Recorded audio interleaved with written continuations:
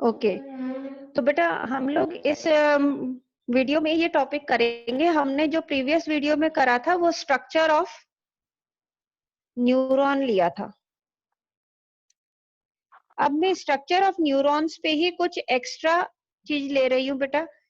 जिसकी भी mute unmute है वो बेटा सब म्यूट कर लो।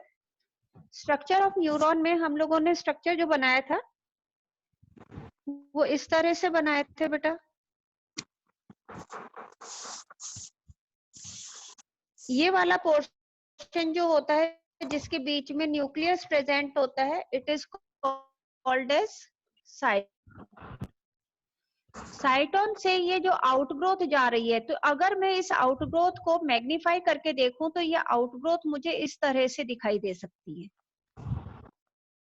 ये वाली आउटग्रोथ जिनको मैं अभी इस तरह से बनाऊंगी, अगर अपन इसको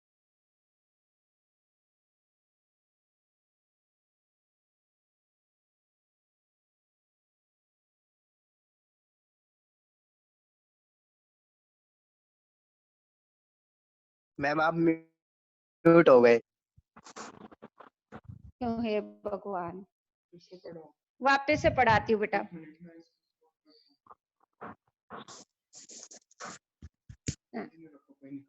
ओके, तो स्ट्रक्चर ऑफ न्यूरॉन में हम लोगों ने देखा, one is साइटोन, this is dendron, और ये डेंड्रॉन को अगर मैग्नीफाई करते हैं तो ये स्ट्रक्चर इस तरह का हमें दिखाई देता है। बहुत सारे डेंड्रॉन्स होते हैं, तो प्लूरल के लिए हम वर्ड यूज करते हैं बेटा dendrite. And this long is the axon, और एक्सॉन अल्टीमेटली एंड्स होते हैं इन मच ब्रांच्ड, बहुत ज्यादा इसमें ब्रांचेस होती हैं बेटा, और उन्हें नर्व टर्मिनल कहते हैं। Each nerve terminal is further कैसी हो जाती है बेटा, स्वॉलन हो जाती है इस तरह से। तो ये जो स्वॉलन पोर्शन है ना, इसको कहा जाता है सिनेप्टिक नोब। क्या कहलाते हैं बेटा ये, सिनेप्टिक नोब। और ये बेटा अगर हम इतना ब्रांच देखें तो ये एक तरह से देखने से हमें ट्री के जैसा लगता है ना। तो इसको दूसरा नाम दिया जाता है टर्मिनल आर्बोराइजेशन। आर्बोराइजेशन, आर्बोर वर्ड आप लोगों को 9th क्लास में बताया होगा टीचर्स ने कि आर्बोर वीटे या आर्बोरियल, आर्बोरियल हम उन एनिमल्स को कहते हैं जो एनिमल्स ट्री पे रहते हैं। ठीक है, ये ध्यान रखना बेटा, the animals which live on tree are called as arboreal. तो यहाँ पे टर्मिनल यानी एंड हो रहा है, और क्योंकि ट्री की ब्रांचेस जैसे अपीयर हो रहे हैं इसलिए इसको कहा जाता है टर्मिनल आर्बोराइजेशन, या फिर हम इसको नर्व टर्मिनल भी कह सकते हैं।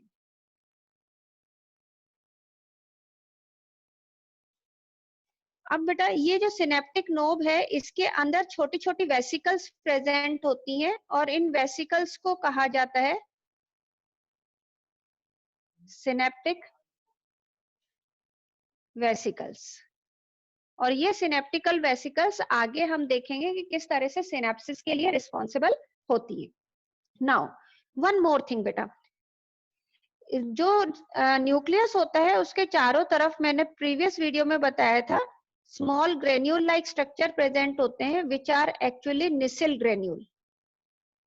अब ये निसिल ग्रेन्यूल होते क्या है बेटा, तो Nissl granules are actually ribosomes on endoplasmic reticulum, यानी एंडोप्लाज्मिक, हम ये कह सकते हैं these are the rough endoplasmic reticulum. Rough endoplasmic reticulum को हम न्यूरॉन में निसिल ग्रेन्यूल्स कहते हैं। अब जो सबसे इंपॉर्टेंट क्वेश्चन आता है आ सकता है बेटा कि ये निसिल ग्रेन्यूल कहाँ कहाँ प्रेजेंट होते हैं। हम यूजुअली न्यूक्लियस के चारों तरफ बनाते हैं तो बच्चे सोचते हैं कि बस यहीं पे ही, नहीं बेटा, Nissl granules are also present in the dendrons. Dendrons में भी प्रेजेंट होते हैं but they are absent in axon. Axon में निसिल ग्रेन्यूल्स प्रेजेंट नहीं होते। तो क्वेश्चन क्या आ सकता है कि वेयर निसिल ग्रेन्यूल्स आर प्रेजेंट, तो आप ये बताओगे निसिल ग्रेन्यूल्स कहाँ कहाँ प्रेजेंट हो सकते हैं, in the cyton as well as in the dendrons, they are absent in the axons. अब प्रोटीन सिंथेसिस कैसे चलेगा बेटा, जब ना तो राइबोसोम है ना एंडोप्लाज्मिक रेटिकुलम है, तो एक्चुअली एक्सॉन अपने प्रोटीन के लिए डिपेंडेंट रहती है साइटोन पर। ये चीज आप ध्यान रखना बेटा। तो सबसे पहली चीज तो ये हो गई। सेकेंड होता है बेटा, जो एक्सॉन्स होते हैं ये दो तरह की एक्सॉन्स हो सकते हैं। मैं यहाँ पे केवल एक एक्सॉन बना रही हूँ, ये वाली एक्सॉन जिसके ऊपर कोई कवरिंग नहीं है। अब हाँ, वन मोर थिंग जो मैंने उस वीडियो में नहीं बताई थी बेटा, कि इस एक्सॉन के अंदर, वो मैं यहाँ ड्रॉ करती हूँ। सपोज ये एक एक्सॉन है, तो इसकी जो ये मेम्ब्रेन है it is called as axolemma, LEMMA, axolemma. और इसके अंदर जो फ्लूइड प्रेजेंट होएगा that is called as axoplasm. वो क्या कहलाएगा बेटा, एक्सोप्लाज्म कहलाएगा। ठीक है। अब ये एक्सोप्लाज्म किसके साथ कॉन्टिन्यूअस बेटा, साइटोप्लाज्म के साथ कॉन्टिन्यूअस है। नाउ वन मोर थिंग, जो एक्सोप्लाज्म है इसको कवर, मतलब ये एग को कवर करते हैं बेटा एक मेम्ब्रेन ऑफ अ सेल, या सेल की एक मेम्ब्रेन कवर करती है। और इस मेम्ब्रेन को हम ये कह सकते हैं Schwann cells. It is called as, इसके अंदर SCHWANN, शावन सेल। अब अगर के सेल्स प्रेजेंट है और माइलिन शीट नहीं है, तो इस तरह की मेम्ब्रेन को कहा जाएगा non myelinated, non myelinated, myelinated neuron, यानी माइलिन शीथ नहीं है। अगर इसके चारों तरफ इस तरह से बाहर माइलिन शीथ प्रेजेंट है, तो इसको कहा जाएगा बेटा माइलिनेटेड न्यूरॉन। अब इन माइलिनेटेड न्यूरॉन में अपनी बुक में जगह जगह ऐसे एक डॉटेड स्ट्रक्चर दिखा रखे। एक्चुअली ये डॉटेड स्ट्रक्चर भी क्या है बेटा, ये भी शावन सेल है। Shavan cell is responsible for the synthesis of myelin sheath in the myelinated neuron, and it is act as a covering, only covering in the non myelinated। यानी शावन cell non myelinated में भी present होती है और Shavan cell myelinated में भी present होती है। डिफरेंस क्या है, इसमें ये माइलिन शीथ बनाती है और इसमें ये माइलिन शीथ नहीं बनाती। तो सबसे पहले आप लोग बेटा लिखो थोड़े, मैं डिक्टेट करवाती हूँ। फर्स्ट थिंग कि dendrons and cyton, dendron and cyton both contain Nissl granule। Second point, but axon do not contain Nissl granules।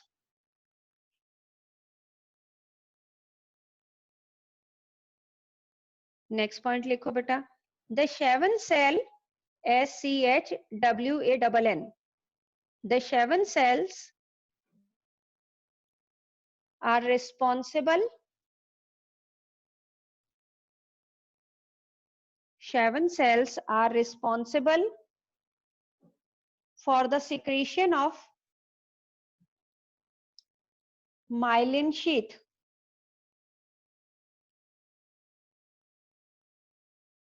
myelin sheath in myelinated neuron।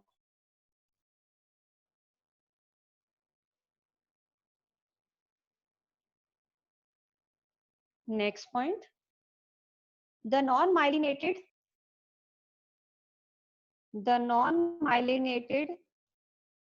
nerve also contain shaven cells।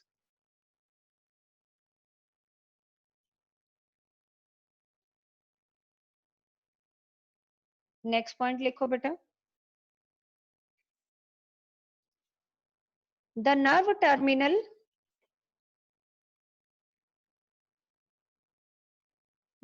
terminal also called as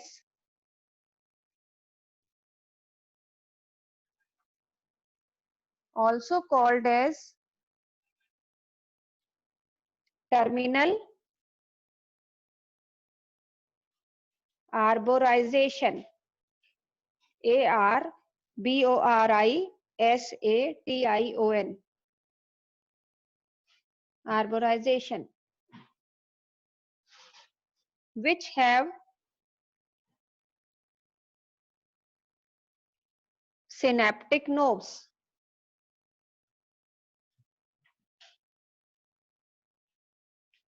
which have synaptic nobs. Next point लिखो बेटा. The synaptic nobs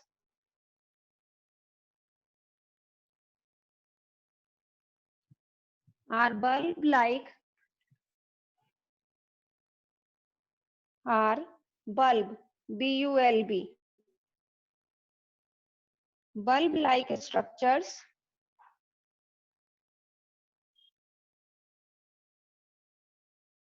which contain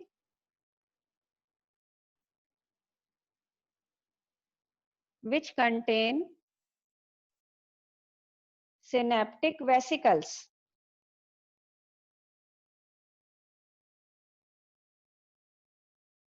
Next point.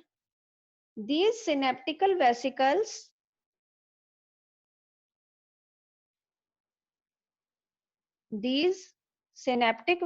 synaptical vesicles या synaptic vesicles contain chemical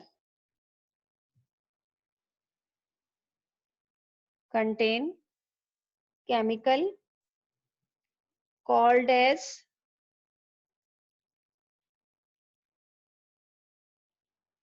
neurotransmitter,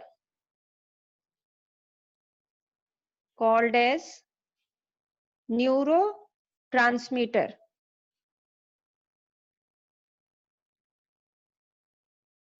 अब बेटा example लिखो neurotransmitter के कि कौन कौन से होते हैं. सबसे कॉमन जो न्यूरोट्रांसमीटर होता है, तो first example acetyl choline,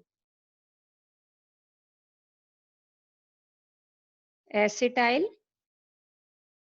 Colin, ACETYLECHOLINE, acetyl choline. And second example is GABA, GABA,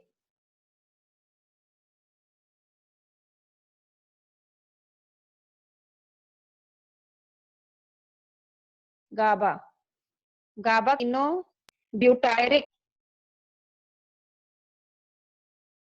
gamma aminobutyric acid. This is the full form of GABA. Okay. Next बेटा लिखो नेक्स्ट पॉइंट. माइलिनेटेड न्यूरॉन कहाँ present होते हैं वो location लिखेंगे. तो myelinated neuron लिख के डैश लगाओ. कहाँ प्रेजेंट है? Present in spinal and cranial nerves, present in spinal and cranial nerves. Next line. Spinal and के बाद क्या लिखा? माइलिनेटेड न्यूरॉन के बाद में कहाँ प्रेजेंट होते हैं? तो spinal nerves, NERVES, spinal nerve,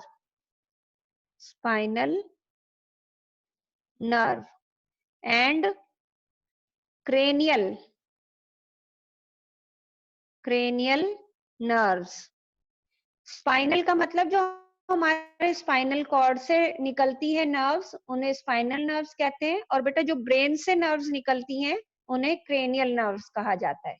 तो सारी की सारी स्पाइनल नर्व्स और सभी क्रेनियल नर्व्स माइलिनेटेड होती हैं.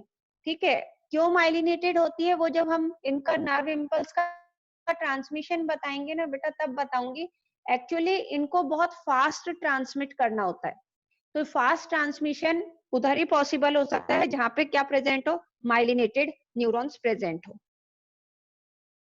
ठीक है, नेक्स्ट डालो बेटा non myelinated. Non myelinated present in autonomous, non-myelinated present in autonomous and somatic, somatic, somatic neural system।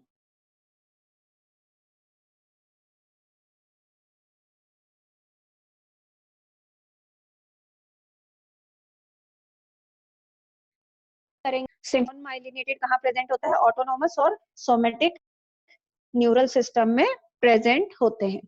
तो ये हो गया बेटा स्ट्रक्चर ऑफ न्यूरॉन। ओके, अब स्ट्रक्चर ऑफ न्यूरॉन में यूजुअली क्वेश्चन क्या क्या बन सकते हैं। सबसे पहला क्वेश्चन,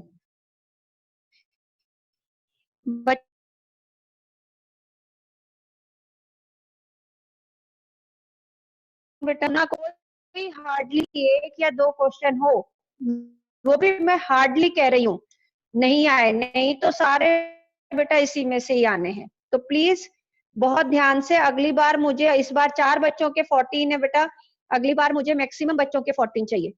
तो इसमें जो क्वेश्चन आता है बेटा, वो क्या क्वेश्चन आ सकता है कि how the nerve impulse is transmitted, कि नर्व इम्पल्स कहाँ से कहाँ ट्रांसमिट होती है बेटा। तो आप ये ध्यान देना बेटा, नर्व इम्पल्स जो dendrite, now look at the picture, dendrite से वो रिसीव करती है नर्व इम्पल्स और किधर की तरफ जाती है बेटा, साइटोन की तरफ। तो यहाँ पे हम कहेंगे कि नर्व इम्पल्स जो है ये स्टिमुलस है टूवर्ड्स साइटोन। तो अगर आए कि टूवर्ड्स साइटोन नर्व इम्पल्स कहाँ से आती है, तो आंसर रहेगा बेटा डेंड्रॉन से। और अगर ये पूछे कि अवे फ्रॉम द साइटोन किधर जाएगी, अवे फ्रॉम द साइटोन, तो अवे फ्रॉम द साइट जाएगी बेटा एक्सॉन में। तो नेक्स्ट लिखो लाइन कि डेंड्राइट या डेंड्रॉन passes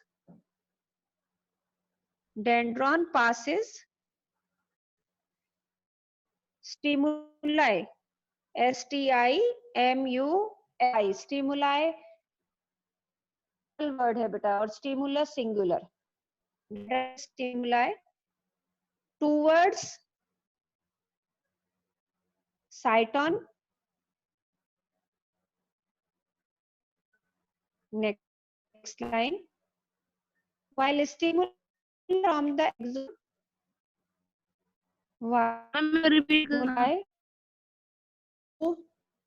हाँ कौन सा डेंड्राइट से बेटा, MOVES moves away from the cyton, from the towards axon,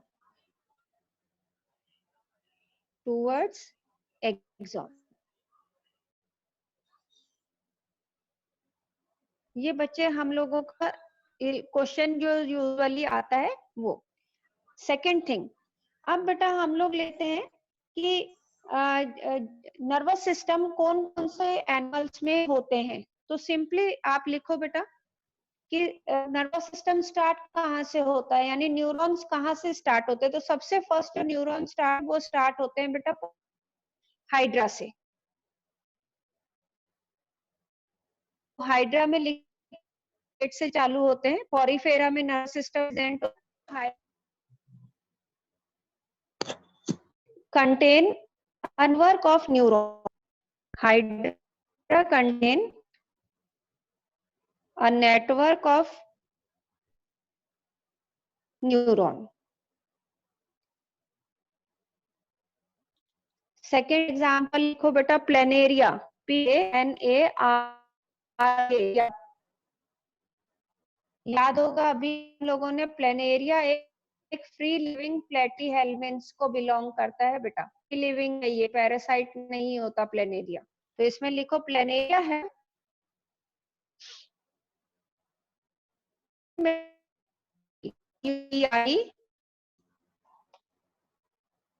rudimentary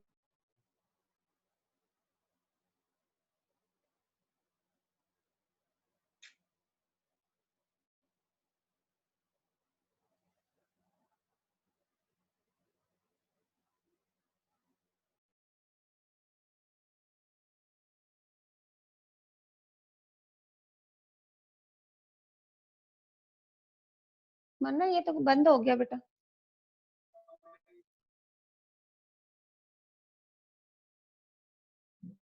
have planaria have rudimentary brain। कैसा ब्रेन होता है बेटा? Rudimentary, RUDIMENTARY। रूडिमेंट्री का मतलब होता है बिगनिंग का ये ब्रेन है, ठीक है। और इसके अंदर प्रेजेंट होती है, खैर ये कभी आता नहीं है। इंसेक्ट्स जो होते हैं, next insects have developed, insects have developed nervous system। Insects में जो नर्वस सिस्टम होता है वो डेवलप्ड होता है। कैसे डेवलप्ड होता है? उनके अंदर प्रेजेंट होते हैं बेटा सेरिब्रल गैंग्लियन। क्या प्रेजेंट होते हैं? Cerebral ganglion. Cerebral ganglion next आता है बेटा स्पॉन्जिस का, मैंने बताया ही था बेटा। प्लेनेरिया में जो प्रेजेंट होता है वो रूडिमेंट्री ब्रेन होता है, ठीक है। उसमें रूडिमेंट्री ब्रेन होता है, यानी कि ब्रेन बहुत पूरी तरह से डेवलप नहीं हुआ। सेरिब्रल गैंग्लियन मतलब अभी उसके अंदर डेवलपमेंट स्टार्ट हुई है। नेक्स्ट बेटा स्पॉन्जिस। ओके बच्चे, स्पॉन्जिस बेटा किस में आते हैं? पॉरीफेरेंस में। इनके पास कोई भी नर्वस सिस्टम नहीं होता, means spongin does not have nervous system.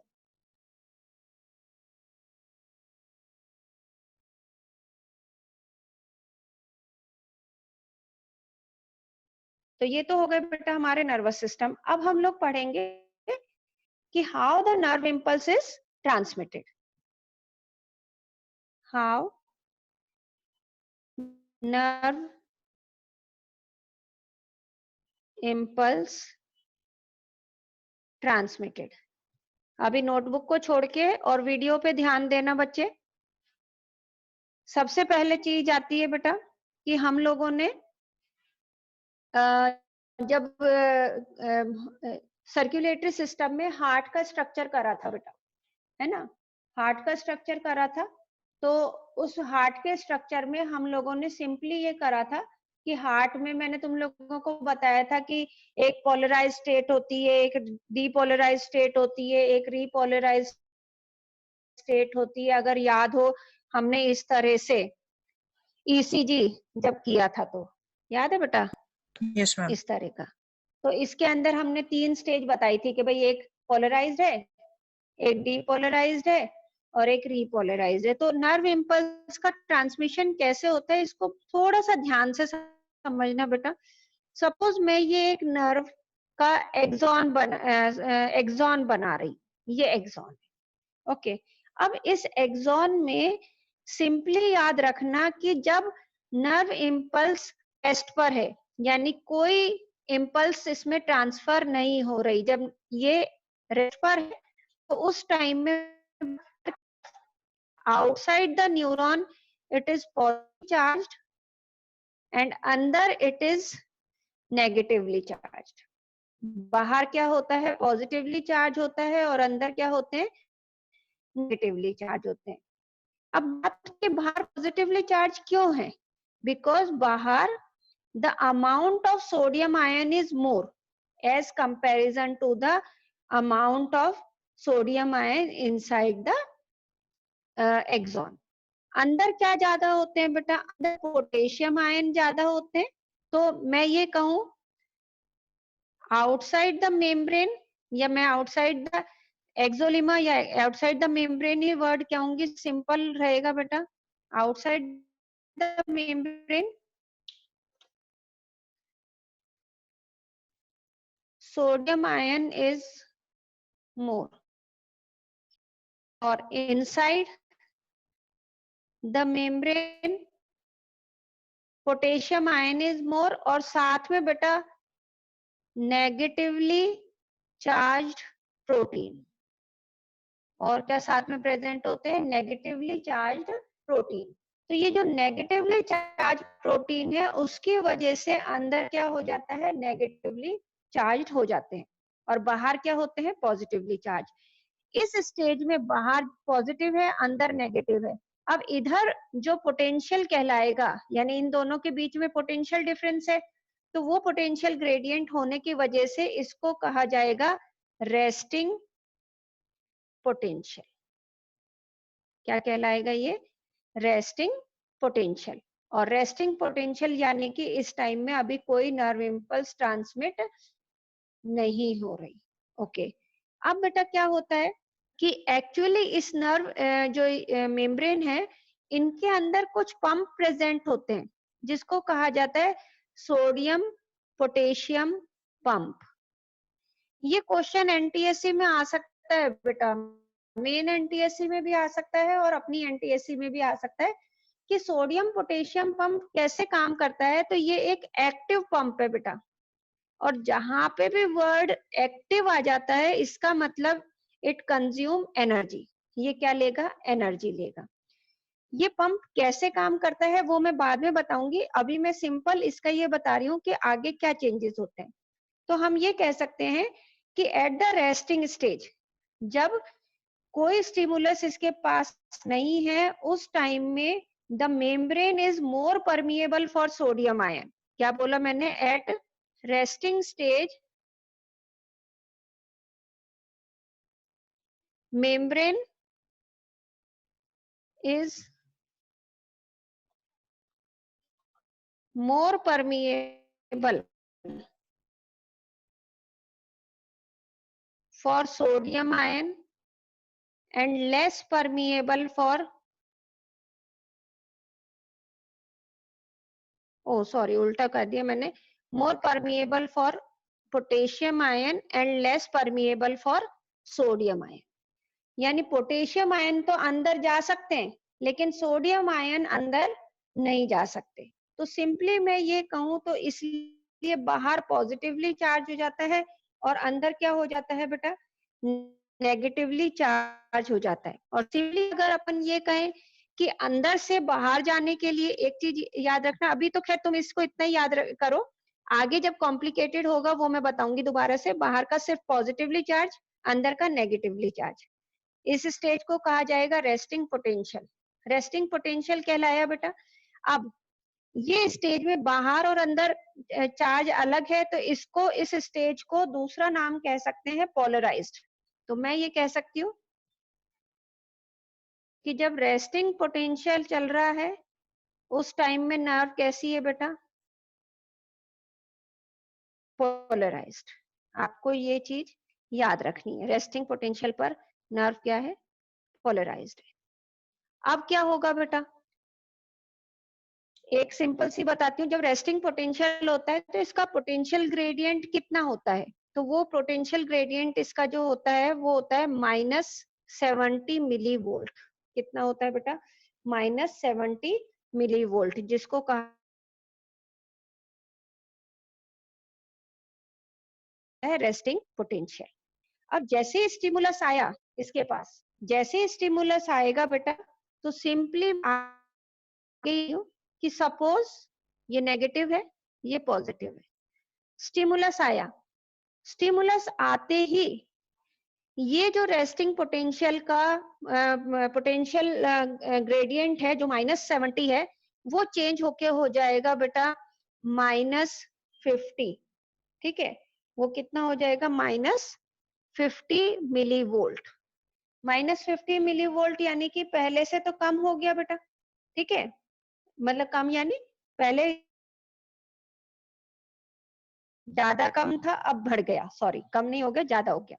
जैसे ये ज्यादा होएगा बेटा, इसमें जो चैनल्स हैं वो चैनल चेंज हो जाएंगे, यानी कि किस तरह से, जो सोडियम आयन है वो now start moving inside and potassium ion are coming outside.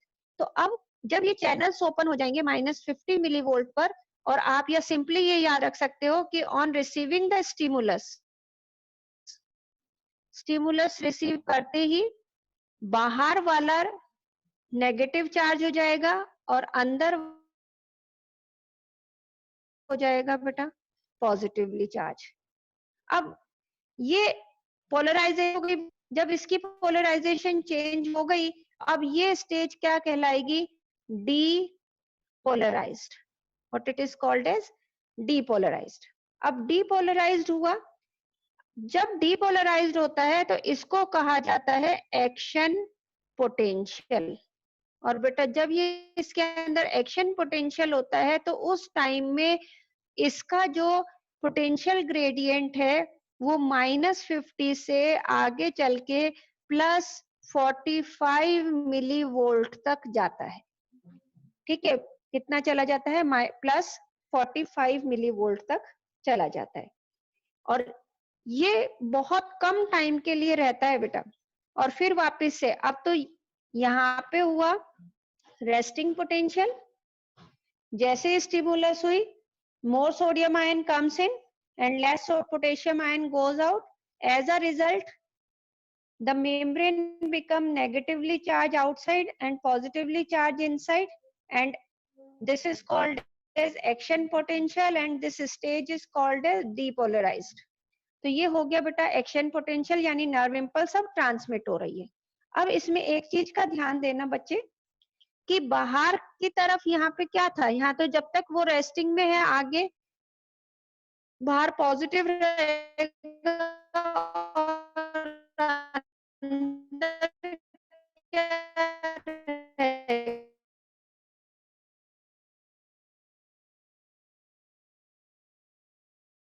की तरफ चलता बेटा की तरफ। तो ये तो पॉजिटिव से नेगेटिव चले जाएंगे, ये नेगेटिव बाहर आ जाएंगे और ये पॉजिटिव इधर आ जाएंगे और ये नेगेटिव अंदर आ जाएंगे, यानी एक तरह से ये पूरा क्या बन जाएगा, सर्किट बन जाएगा।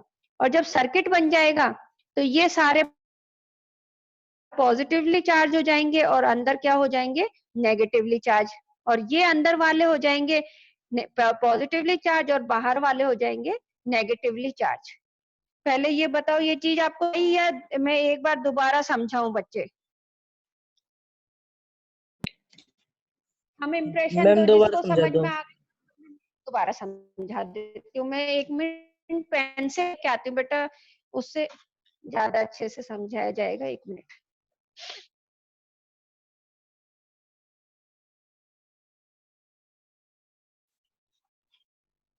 सबसे पहली चीज मैं बोल रही हूँ, नो स्टिमुलस, कोई स्टिमुलस नहीं है।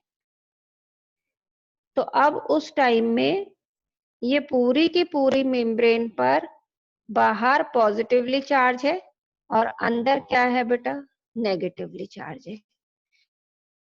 इस स्टेज को कहा जाएगा पोलर, और इनके बीच में जो पोटेंशियल डिफरेंस का ग्रेडियंट है, जो पोटेंशियल ग्रेडियंट है, उस पोटेंशियल ग्रेडियंट को कहा जाएगा एक्शन पोटेंशियल।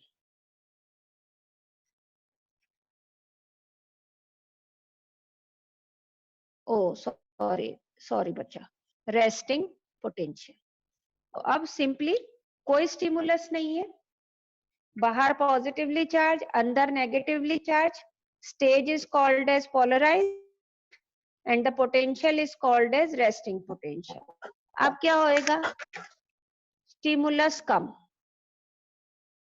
स्टिमुलस आई बेटा, स्टिमुलस जैसे ही आएगी तो बाहर वाला जो पॉजिटिवली चार्ज है पूरे में एक साथ चेंज नहीं होएगा, एक हिस्से में चेंज होता है, छोटे छोटे पार्ट्स में मूव करती है बेटा। जैसे हम एक एक कदम चलते हैं ना, एक एक कदम से यहाँ तक, इतने एरिया में अब क्या होएगा कि जो पंप है वो चेंज हो जाएंगे और ये हो जाएगा बेटा, बाहर वाला हो जाएगा नेगेटिवली चार्ज और अंदर वाला हो जाएगा पॉजिटिव। ओके, अब जब बाहर वाला नेगेटिव हो गया और अंदर वाला पॉजिटिव हो गया, तो पहले अगर ये पोलराइज्ड स्टेट थी तो ये पोलराइज्ड स्टेट खत्म हो गई। जब ये पोलराइज्ड स्टेट खत्म हो गई तो इसको कहा जाएगा डीपोलराइज्ड। ठीक है, और अब इधर जो ग्रेडियंट डेवलप हुआ वो ग्रेडियंट कहलाएगा एक्शन पोटेंशियल। और मैंने आपको बताया था इधर रेस्टिंग पोटेंशियल होता है बेटा -70 मिली वोल्ट और एक्शन पोटेंशियल हो जाता है +5 मिली वोल्ट। ठीक है, तो ये चेंज हो गए। अब बेटा बात है कि आगे कैसे ट्रांसफर होएगा। तो आगे आपको पता है यहाँ पे क्या होने चाहिए थे, जैसे ये पॉजिटिवली चार्ज है तो यहाँ पे भी पॉजिटिवली चार्ज होने चाहिए थे, तो ये पॉजिटिवली चार्ज है बेटा और अंदर क्या है, नेगेटिवली चार्ज है। ये तो हो गया स्टिमुलस आई। अब आगे प्रोपेगेट कैसे करेगी, यानी हाउ इट इज ट्रांसमिटेड, आगे कैसे ट्रांसमिट होगी। तो आगे ट्रांसमिट होने के लिए बार बार उसमें चैनल्स ओपन होने की जरूरत नहीं है, सिंपली पॉजिटिव आयंस इधर चले जाएंगे बेटा, नेगेटिव आयंस जो होंगे वो जंप करके बाहर आ जाएंगे, बाहर वाले ये पॉजिटिव इधर मूव कर जाएंगे और ये नेगेटिव इधर आ जाएंगे। तो जब ये साइकिल चलेगी तो अल्टीमेटली हमको क्या स्टेज मिलेगी बेटा, हमको ये स्टेज मिलेगी कि ये वाले पॉजिटिव तो इधर आ गए फर्स्ट पोजीशन पर, ये वाले नेगेटिव अंदर आ गए, ये पॉजिटिव इधर चले गए और ये वाले नेगेटिव चार्ज बाहर आ गए। तो बेटा अगर अपन देखें तो ये वाली स्टेज कैसी हो गई बेटा, ये स्टेज बिल्कुल इसके जैसी हो गई ना बेटा, बाहर पॉजिटिवली और अंदर नेगेटिव, यानी ये स्टेज कैसी हो गई, वापस से पोलराइज्ड हो गई। और ये वाली स्टेज इसके जैसी हो गई, बाहर नेगेटिव और अंदर पॉजिटिव, यानी कि ये डीपोलराइज हो गई।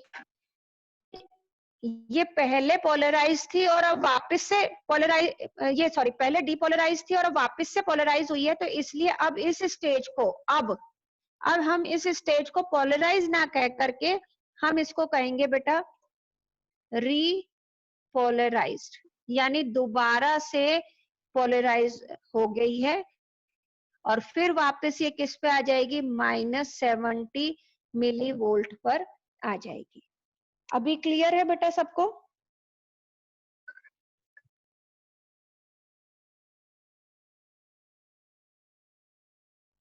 क्लियर है बच्चे? चलो, तो 3 स्टेजेस रह गई बेटा।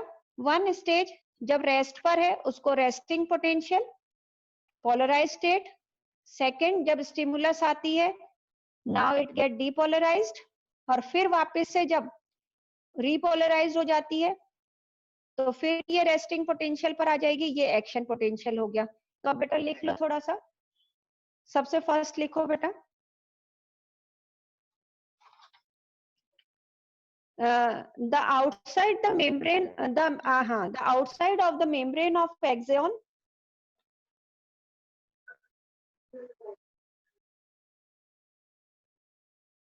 the outside of axonal membrane, the outside of axonal membrane, AXONAL, axonal membrane मतलब एक्सॉन की, the outside of axonal membrane is more positively charged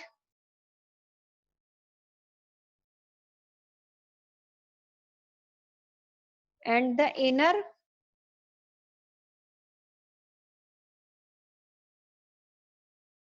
is more negatively charged. Inner axoplasm, अंदर जो है बेटा उसको axoplasm, AXOPLASM, axoplasm is more negatively charge.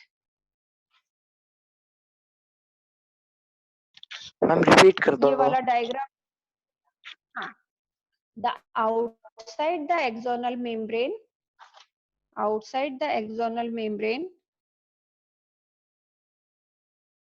is more positively charged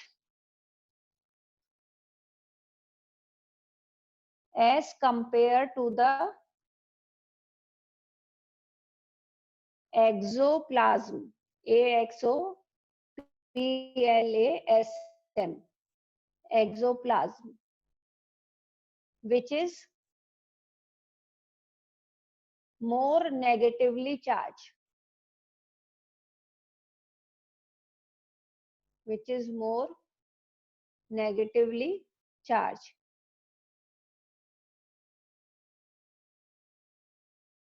Next point लिखो. It is due to the membrane, या due to the axonal membrane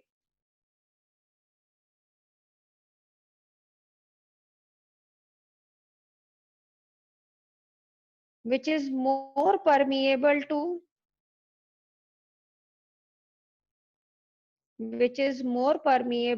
potassium ion,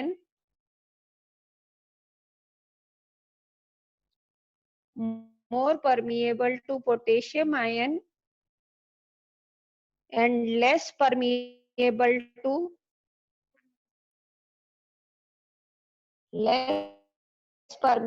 to sodium ion.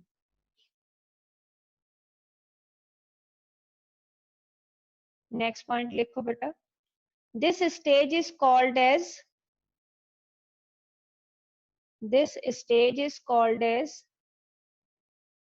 polarized. This stage is called as polarized state.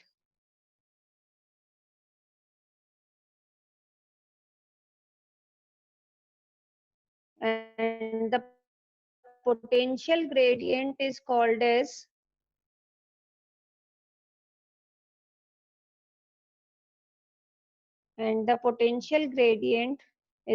as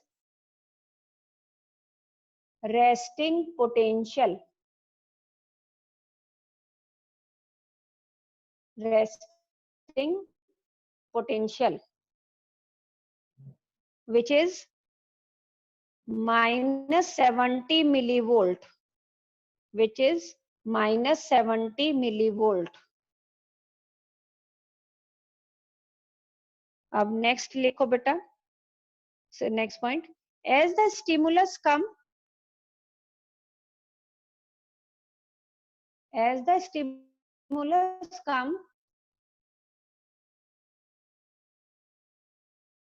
it changes the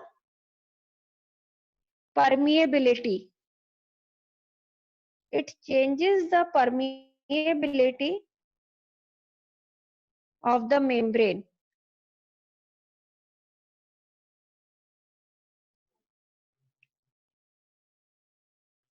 Next point, hence more sodium ion start going inside. Hence more sodium ion start going inside and less potassium ion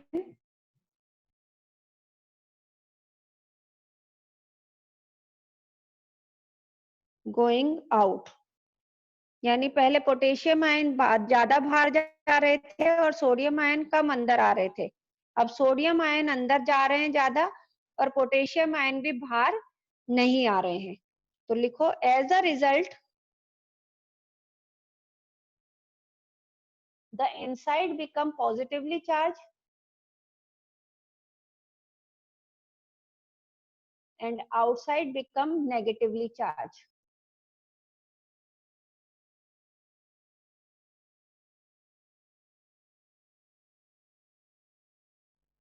This stage is called as action potential,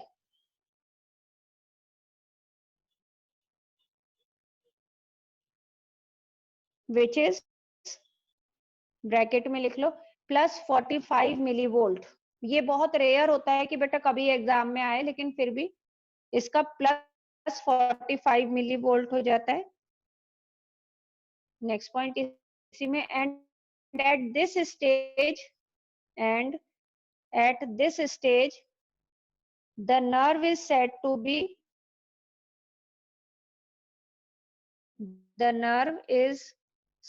B depolarized.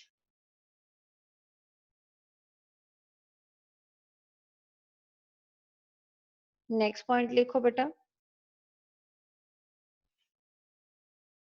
This stage remain for a very less time period.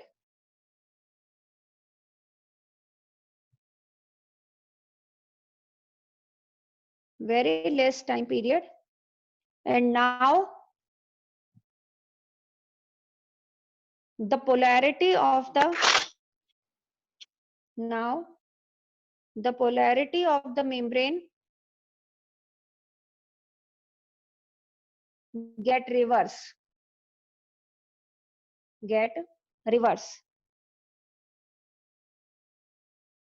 Hence, it is called as repolarized state.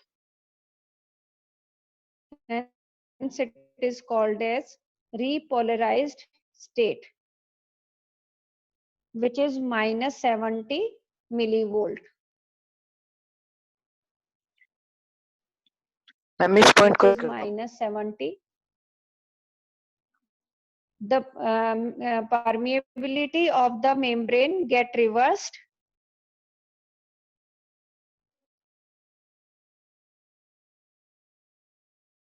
Hence,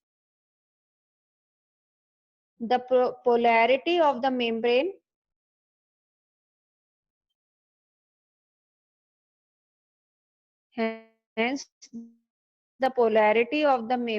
also get reversed. REVERSED, reverse, यानी वापस से दोबारा वापस वैसे ही हो जाती है. And this stage is called as repolarized. This stage is called as repolarized.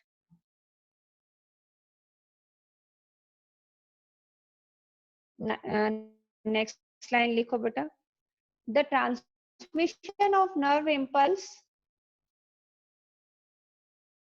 The transmission of nerve impulse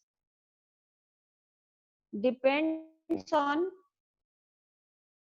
sodium-potassium pump.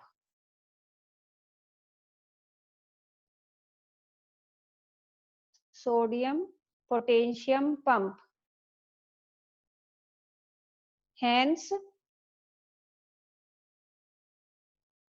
it is an energy, यानी it is an energy consuming process. It is an energy consuming process. Okay बेटा, तो अब आज आपका 4 बजे sir ले रहे हैं, तो अभी मैं इसको यहीं पे स्टॉप कर दूं या आगे लूं?